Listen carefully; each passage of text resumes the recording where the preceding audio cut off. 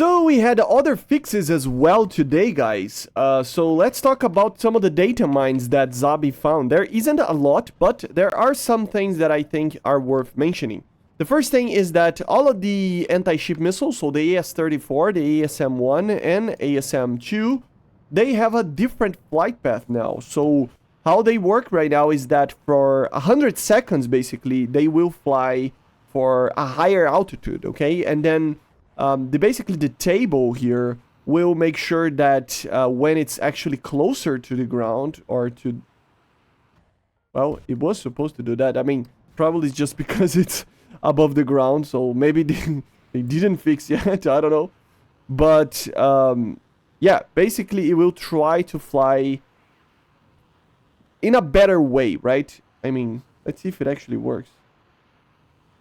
Now it's working. It's just because there were a lot of mountains there or stuff. Let's see. It acquired the lock already, right? For the other target. But basically, it will now work better. The way that the flight model will be, the autopilot of the system will be, is that for further away, you know, when you are very far away, I'm not going to test that out, but the missile will fly like way higher to not crash into anything. And then once it gets closer, it will gradually descend that altitude. It was something that was happening already, but now it's finessed so that it actually works. Of course, you got to be careful with terrain, that's obvious, but overall, it will make sure that you can hit these targets in a lot of easier way. This works for the ASM-1, ASM-2, so the table is reworked, right? So I'm gonna put the table on the screen right now, I think, for you to check it out, how it was before and how it is right now.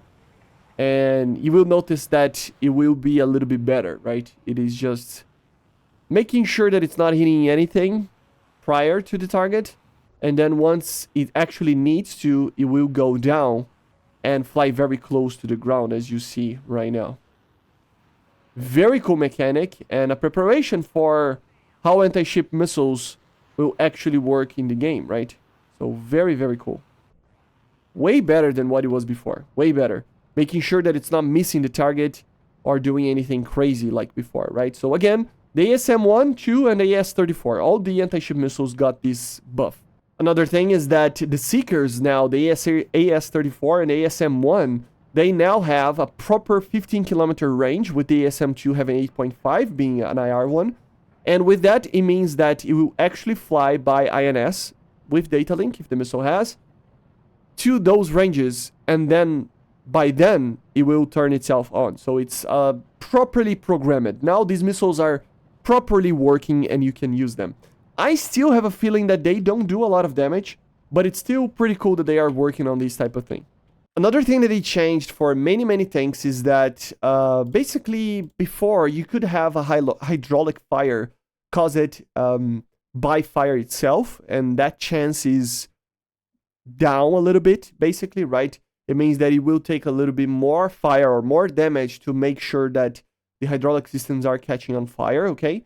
Another thing is that the majority of these tanks will have more or less 10 times less likeliness of having a fire caused by that, but also more damage in certain situations, okay? So the way the hydraulic fire works will be a little bit different, okay, guys? You just have to have in mind. There's so many tanks I will put on the screen right now. The list is just insanely big, so I'm not going to name all of them, but a lot of tanks will have these hydraulic systems that will make sure that the fire is a little bit different, okay? There was a bug that got fixed by the for the J8F that you couldn't use the normal countermeasures, apparently, and that got fixed, which is pretty good for these aircraft. The IRCM of the Z10 got buffed a little bit. Now it will be more protected towards the back, especially if I'm not mistaken for what it was before. I couldn't understand exactly the degrees there, but basically we'll be more protected with the digital IRCM, right? Which is a pretty interesting thing. And I don't know if you guys remembered that bug that caused that things were stacking up on the screen while you were playing with tanks, especially. Now it's fixed as well, apparently. So it was the two main bugs that I think everybody was complaining about. The missile bug that we already did a video about, and then this one, which was stacking a lot of stuff on the screen. that didn't make a lot of sense, and capture A, capture B, whatever, you know, and things were stacked up, and then half of your screen would be filled with stuff. So now it is fixed as well. So many bug fixes done today, which is pretty good, and the major ones are now completed. Now I can finally do videos about the new AA systems properly, you know, about the new stuff. There are still little weird visual bugs, as you see right here, but the majority of them are getting fixed, I think, hopefully, right? So yeah, I hope you enjoyed. Make sure to subscribe, leave a like, leave a comment, and bye guys, see ya.